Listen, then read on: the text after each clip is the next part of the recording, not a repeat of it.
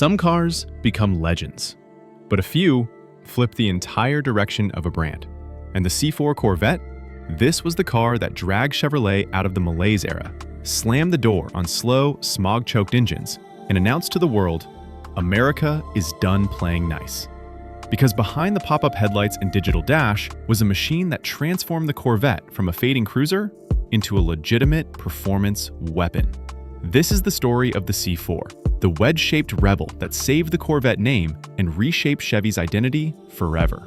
The late 70s and early 80s were brutal for American performance.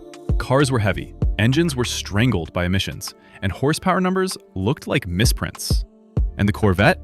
The once great American sports car was crawling around with barely 180 horsepower. It wasn't dying loudly. It was fading quietly. Chevy knew they couldn't let the Corvette go out like that, so they didn't update it. They started over. They needed a reset, a revolution, a car sharp enough, modern enough, and fast enough to erase the embarrassment of the last decade. A Corvette that didn't just evolve, it nuked the old formula and rebuilt the legend from the ground up. When the C4 hit the streets in 1984, nothing else in America looked like it. Super low stance, knife-edge lines, a long clamshell hood that swallowed the entire front end, and those pop-up headlights cutting through the dark like laser beams. No chrome, no bulky curves, just pure wind tunnel geometry.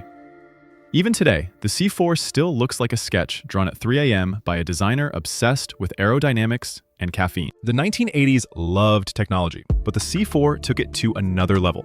Drivers were greeted by a full digital cluster, bright neon numbers, bar-style gauges, and an instrument layout that felt more jet fighter than sports car. People had never seen anything like it. Love it or hate it, it screamed one thing. This is not your dad's Corvette. Chevy knew the styling was bold, but the engine had to back it up. 1984 started with the L83 Crossfire V8. Better than the last C3, but not the revolution yet. 1985 changed everything. Chevy dropped in the L98 5.7-liter V8, and suddenly the Corvette had real muscle again. Torque heavy, strong mid-range, and finally a Corvette that felt alive.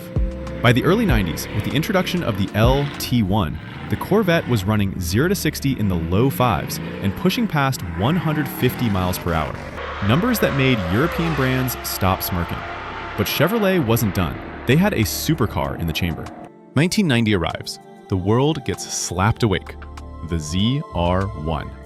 Under the hood, the legendary LT5. A 32-valve DOHC V8 engineered by Lotus and hand-built by Mercury Marine. 375 horsepower at launch, 405 horsepower by 1993, and a top speed over 180 miles per hour. This wasn't fast for an American car. This was fast, quarter mile in the high 12 seconds, handling that embarrassed European exotics, and reliability that bordered on insane. The ZR1 didn't whisper. It screamed that Chevrolet had entered the world-class performance arena. For decades, American sports cars had a reputation. Great in a straight line, sloppy in corners. The C4 shattered that stereotype.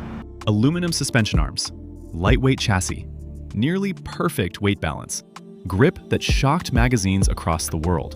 In 1990, a ZR1 set one of the wildest endurance records ever recorded, 24 hours. Average speed, 175 miles per hour, non-stop. That's not just performance, that's bulletproof engineering. Enthusiasts quickly realized something. The C4 was a monster platform. The L98 responded extremely well to torque-heavy builds. The LT1 loved bolt-ons, cams, and tuning. And the ZR1's LT5? That engine can make 500 to 600 horsepower with basic mods. In the early 90s, lightweight body plus strong engines equals a recipe that still embarrasses modern cars. Even today, a well-built C4 can destroy machines that cost triple the price. The C4 had one mission: pull Chevy out of the performance grave. And it worked. Everything that came after, from the C5 Z06 to the mid-engine C8, stands on the foundation the C4 poured. It changed public perception. It forced competitors to take America seriously. It brought engineering, tech, and speed together in a way the Corvette never had before. When muscle cars were dying, the C4 kept the flame burning. Because the C4 was the turning point, the moment Chevy stopped looking backward and started aiming at the future. The moment the Corvette stopped being a nostalgic cruiser and became a true global performance icon.